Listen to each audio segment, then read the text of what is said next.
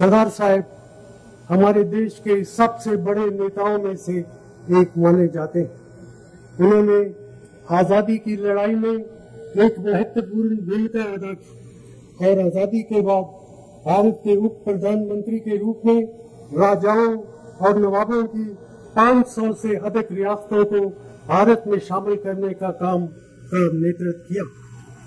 भाइयों और बहनों, ये कहना गलत नहीं होगा कि आज दुनिया जिस एक और अखंड भारत को जानती है, उसकी बुनियाद रखने में सरदार वल्लभ भाई पटेल जी का बहुत बड़ा योगदान है। उनकी इच्छा शक्ति और शासन क्षमता अनोखी थी और इसीलिए उन्हें लोह पुरुष के नाम से जाना जाता है। यहाँ पर सरदार साहब को याद किया गया, मुझे अच्छा लगा। हम अभी भी मानते हैं कि सरदार साहब अगर देश के पहले प्रधानमंत्री होते तो जम्मू कश्मीर समस्या ना होती। हम अभी भी मानते हैं कि सरदार साहब देश के पहले प्रधानमंत्री होते तो हिंदुस्तान के गांवों की आज जो जद्दोजहद है वो नहीं होती, चित्र अलग होता। ये हमारी सोच है, गलत हो सकती है, लेकिन इस बात में कोई मतभेद नहीं हो सकता है कि सरदार साहब ने 500 से ज्यादा रियासतों को एक किया।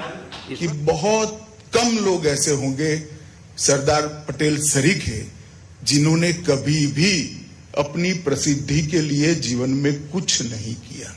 पूरा जीवन, जिस दिन से वकालत छोड़ी, पूरा जीवन केवल और केवल भारत की आजादी, आजादी के बाद अखंड भारत का निर्माण और निर्मित हुए रहे नए राष्ट्र का नींव डालने के लिए ही पूरा जीवन वो काम करते रहे। नमस्कार दोस्तों, स्वागत है आप सभी का भारत और पाकिस्तान के अंतर्राष्ट्रीय संबंधों के दूसरे वीडियो में, जहां आज हम इस बात पर चर्चा करेंगे कि वो कौन सा अंग्रेजी हुकूमत द्वारा भारत पर आखिरी प्रहार था जिसकी कल्पना उस समय के किसी भी बड़े राजनेता ने नहीं की थी, और जानेंगे कि कैसे भारत के आयरन मैन कहे जाने वाले सरदार वल्लभ भाई पटेल ने अंग्रेजी हुकूमत के उस आखिरी प्रहार का मुंह तोड़ जवाब दिया। तो चलिए शुरू करते हैं। दोस्तों, 18वीं शताब्दी में जब ब्रिटिश ईस्ट इंडिया कंपनी पश्चिम बंगाल से होते हुए पूरे भारत में अपने पैर पसार रही थी, तब ईस्ट इंडिया कंपनी ने कई राष्ट्रीय रियासतों के साथ एक ट्रीटी को साइन किया जिसके अनुसार वो सभी राष्ट्रीय रियासतें ईस्ट इंडिया कंपनी के अधीन होंगी और वो राष्ट्रीय रियासतें भविष्य में कभी भी अंग्रेजी हुकूमत से बगावत नहीं करेंगी। दोस्तों, समय के साथ साथ जब British east India company Bharat पर अपनी पकड़ बनाने लगी, तब उसकी बढ़ती हुई पावर को देखते हुए वो सभी रियासतों के राजा अंग्रेजों के शागिर्द बन गए। लेकिन भारत में कुछ ऐसे भी राज घराने थे जो अंग्रेजी हुकूमत से ज्यादा आधुनिक थे, जिन्होंने अंग्रेजी हुकूमत के समक्ष नतमस्तक होना स्वीकार न किया। 20वीं शताब्दी आते आते हमारे भारत में पॉलिटिकली दो भारत बसने लगे, British India and princely India, और ये प्रिंसली इंडिया भारत में 500 से अधिक रियासतों में बटा हुआ था। दोस्तों, जैसे जैसे भारत को आजादी मिलने का समय नजदीक आता जा रहा था, वैसे वैसे हमारे देश के राजनीतिक ढांचे में परिवर्तन आने लगा। खासकर Indian national Congress, all India Muslim league और भारत में बसी राष्ट्रीय रियासतें अंग्रेजों के समक्ष अपनी अपनी सत्ता की मांग रखने लगी। तभी अंग्रेजी हुकूमत के राजनीतिक विभाग के प्रमुख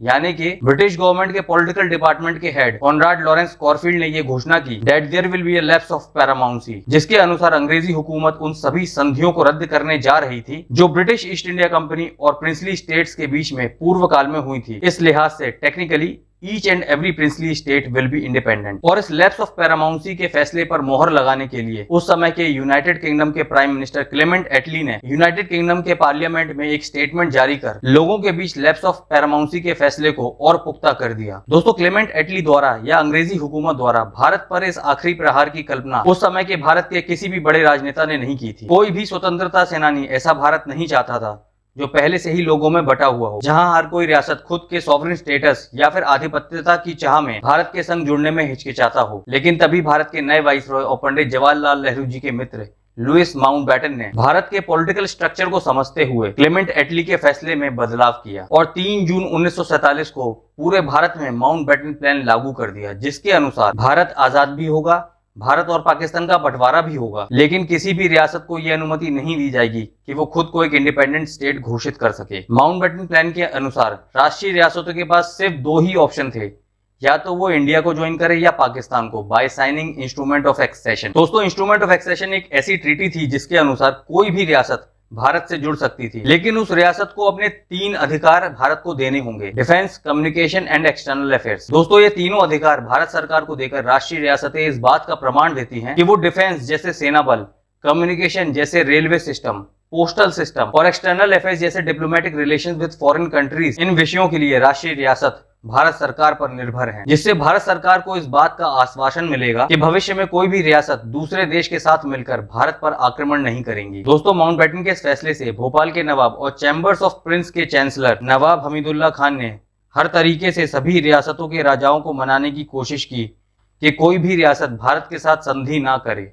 लेकिन बड़ौदा रियासत के महाराज प्रताप सिंह राव गायकवाड़ ने भारत के साथ इंस्ट्रूमेंट ऑफ एक्सेशन को साइन करते हुए भोपाल के नवाब की हर नाकाम कोशिश पर पानी फेर दिया and Baroda became the first princely state to join India. दोस्तों, प्रताप सिंह राव गायकवाड़ का भारत राष्ट्र के निर्माण के प्रति समर्पण देखते हुए एक एक कर उन सभी राष्ट्रीय रियासतों के राजाओं ने भी भारत के निर्माण में अपना योगदान दिया और 15 अगस्त 1947 आते आते 136 राष्ट्रीय रियासतों ने भारत के साथ इंस्ट्रूमेंट ऑफ एक्सेशन को साइन किया। लेकिन 3 ऐसी मुख्य रियासतें थी जिनका भारत के साथ जुड़ना बहुत ही महत्वपूर्ण था: जूनागढ़, हैदराबाद और कश्मीर। दोस्तों, आजाद भारत की पहली सरकार के प्रथम प्रधानमंत्री पंडित जवाहरलाल नेहरू जी ने सरदार वल्लभ भाई पटेल का भारत की आजादी के प्रति अपने योगदान और उनकी डिप्लोमेटिक स्किल्स और विजडम को देखते हुए पंडित जवाहरलाल नेहरू जी ने सरदार वल्लभ भाई पटेल को भारत का first deputy prime minister as well as home minister appoint किया। जैसे ही सरदार वल्लभ भाई पटेल ने भारत की होम मिनिस्ट्री का पद ग्रहण किया, उस वक्त से ही उन्होंने secretary to the government of India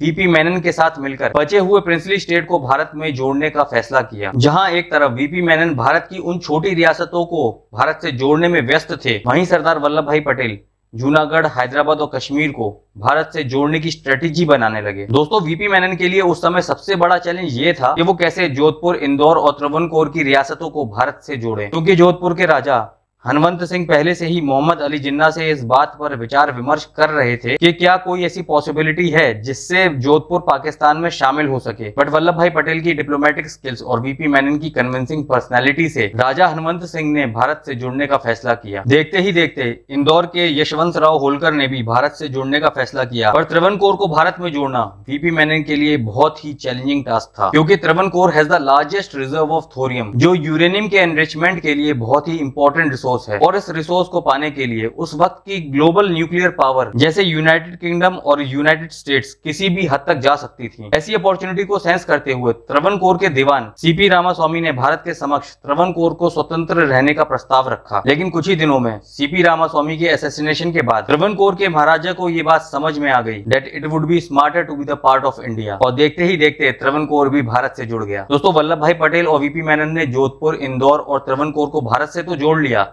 लेकिन अभी भी 3 बड़ी रियासतों को भारत से जोड़ना बाकी रह गया था: जूनागढ़, कश्मीर और हैदराबाद। इन तीनों रियासतों को भारत में जोड़ने की अलग अलग पर बहुत ही इंटरेस्टिंग कहानियां हैं, जिनको आइए हम विस्तार में समझते हैं। तो चलिए सबसे पहले शुरुआत करते हैं जूनागढ़ से। दोस्तों, जूनागढ़ रियासत के एक मुसलमान नवाब थे, मोहम्मद महाबत खान, जो जूनागढ़ को पाकिस्तान से जोड़ना चाहते थे, जिन्होंने अपने दीवान शाह नवाज भुट्टो के इन्फ्लुएंस में आकर पाकिस्तान के साथ इंस्ट्रूमेंट ऑफ एक्सेशन को साइन किया। पर यहाँ एक बहुत ही इंटरेस्टिंग ट्विस्ट आ गया। जूनागढ़ की मेजॉरिटी पॉपुलेशन तो हिंदू थी, तो जैसे ही नवाब ने जूनागढ़ को पाकिस्तान से जोड़ने का फैसला सुनाया, वैसे ही जूनागढ़ की जनता ने नवाब के फैसले के खिलाफ विरोध प्रदर्शन शुरू कर दिया। इसका निष्कर्ष ये निकला कि नवाब तो कराची की तरफ रवाना हो गए और भारत सरकार ने जूनागढ़ की जनता का मत जानते हुए जूनागढ़ को भारत में शामिल कर लिया। जूनागढ़ यूनो के पास जा नहीं सकता, क्योंकि जूनागढ़ कहते हैं कि आपने भी रास्ता दिया था, हमने किसको रास्ता दिया?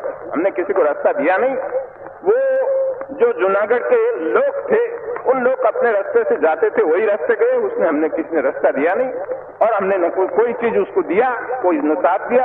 और जूनागढ़ में एक मक्खी भी मारनी नहीं पड़ी, किसी के ऊपर कोई हथियार चलाना ही नहीं पड़ा, फिर क्या रहा? और खुद दीवान ने खुद आके कहा कि मेहरबानी करके हमारी हुकूमत ले लो, हम नहीं चला सकते। और नवाब वहां उठ के भाग के कराची जाकर बैठ गया, फिर जूनागढ़ की बात क्या करते? तो ये चीज तो हो गई। हाँ, हमने एक फैसला किया कि भाई ये रियासतों में हमें एक काम करना चाहिए, कबूल करना चाहिए कि जैसा रियासत के लोग चाहे ऐसा करें। तो जैसे लोगों का लोकमत हो, इस प्रकार करना चाहिए। दोस्तों, जूनागढ़ तो भारत से जुड़ गया। अब बढ़ते हैं हैदराबाद की तरफ। सरदार वल्लभ भाई पटेल ने उस समय के हैदराबाद के निजाम मीर ओस्मान अली खान के समक्ष इंस्ट्रूमेंट ऑफ एक्सेशन को साइन करने का प्रस्ताव रखा ताकि हैदराबाद भारत में शामिल हो सके। लेकिन हैदराबाद खुद को स्वतंत्र रखना चाहता था या फिर पाकिस्तान से जोड़ना चाहता था। अब हैदराबाद का पाकिस्तान में शामिल होना ज्योग्राफिकली तो इम्पॉसिबल है, तो हैदराबाद की स्वतंत्रता के लिए मीर ओस्मान अली खान ने सरदार वल्लभ भाई पटेल से स्टैंड स्टिल एग्रीमेंट की मांग की। दोस्तों, स्टैंड स्टिल एग्रीमेंट में वो सभी शर्तें शामिल थी जो इंस्ट्रूमेंट ऑफ एक्सेशन में दी गई थी, पर थोड़े बदलाव के साथ।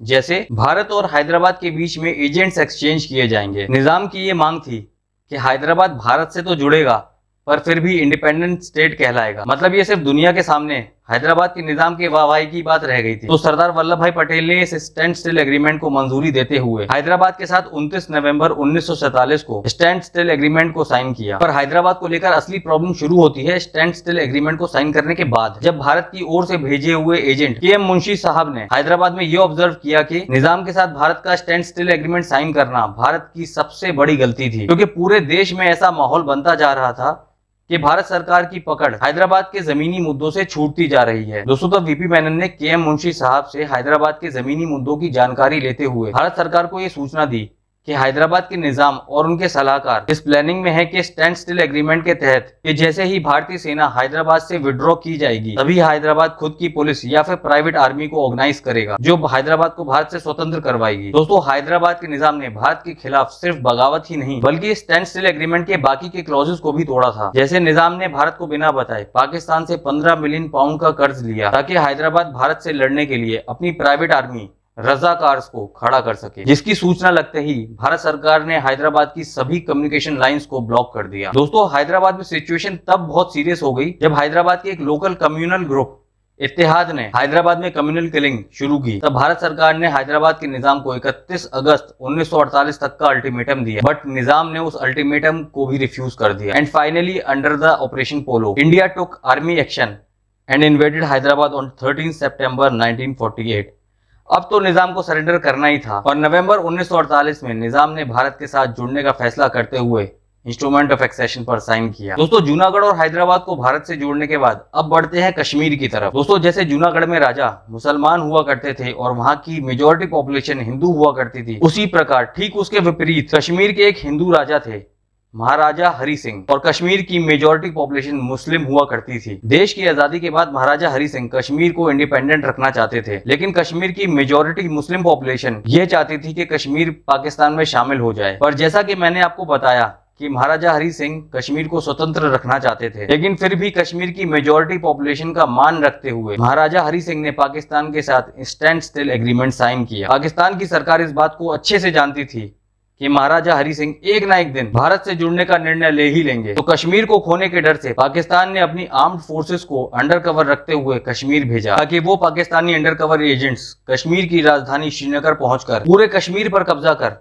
महाराजा हरि सिंह को पाकिस्तान के साथ इंस्ट्रूमेंट ऑफ एक्सेशन को साइन करने के लिए मजबूर कर सके। दोस्तों, 22 अक्टूबर 1947 को पाकिस्तान ने एक नहीं दो नहीं बल्कि कई बार कश्मीर पर हमला किया और 27 अक्टूबर तक पाकिस्तान की सेना श्रीनगर से 40 किलोमीटर दूर बारामुल्ला शहर तक पहुंच गई। लेकिन पाकिस्तान की सेना श्रीनगर पहुंचे उससे पहले ही कश्मीर के महाराजा हरि सिंह ने भारत के साथ इंस्ट्रूमेंट ऑफ एक्सेशन को साइन करते हुए कश्मीर भारत को सौंप दिया। दोस्तों, इस प्रकार से आजादी के बाद सरदार वल्लभ भाई पटेल ने आज के भारत का निर्माण किया, इसीलिए उन्हें the iron man of India के पद से नवाजा जाता है। और 31 अक्टूबर उनकी जन्म तिथि के दिन उनको याद करते हुए पूरे देश में राष्ट्रीय एकता दिवस मनाया जाता है। दोस्तों, आपको आज का ये वीडियो कैसा लगा कमेंट बॉक्स में जरूर बताइएगा। वीडियो को लाइक कीजिएगा, इस वीडियो को लोगों में शेयर कीजिएगा और अगर आप चैनल पर नए हैं तो चैनल को सब्सक्राइब जरूर कीजिएगा ताकि हमारी कम्युनिटी ग्रो कर सके। मिलते हैं अगले वीडियो में जहां हम इस बात पर चर्चा करेंगे कि वो कौन कौन से भारत और पाकिस्तान के बीच में अहम मुद्दे हैं जिनका हल आज तक नहीं निकल पाया। तब तक के लिए साथ बने रहिएगा।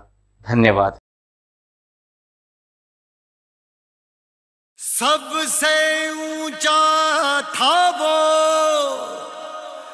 है और रहेगा, भारत की शान था वो सदा अमर रहेगा।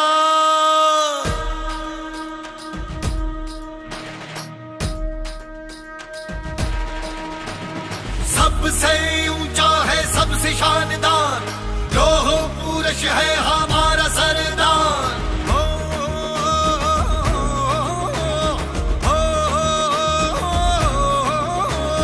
फौलादी जिगरा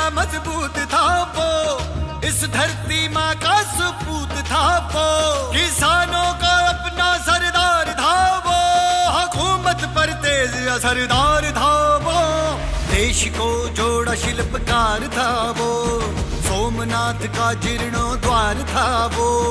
ऋण आज उसका चुका रहे हैं हम, उसे अंबर से ऊंचा, अंबर से ऊंचा, अंबर से ऊंचा, अंबर से ऊंचा उठा रहे हैं। सबसे ऊंचा है सबसे शानदार, लोह पुरुष है हमारा सरदार। हो सबसे ऊंचा है सबसे शानदार, लोह पुरुष है हमारा सरदार। सबसे ऊंचा है सबसे शानदार, लोह पुरुष है हमारा सरदार। तुम ना ना ना ना ना ना ना तुम ना ना ना ना ना ना नागिर दिख दिन नागिर दिख दिन ना ना ना ना ना ना ना ना ना ना ना। भव्य सरदार का ये दर्शन हर सदी में हमें पाना है। देशभक्ति और साहस का बल हर पीढ़ी को समझाना है। मां नर्मदा के तट से, हाँ अभी और इसी पल से, एकता का संदेशा हम सबको, हाँ हर दिल तक पहुंचाना है। टुकड़ों में अपना बटेंगे, एक साथ हम सब रहेंगे। एक भारत श्रेष्ठ भारत बना के एक सुर में कहेंगे। भारत माता की जय। सबसे ऊंचा सबसे शानदार लोह पुरुष है हमारा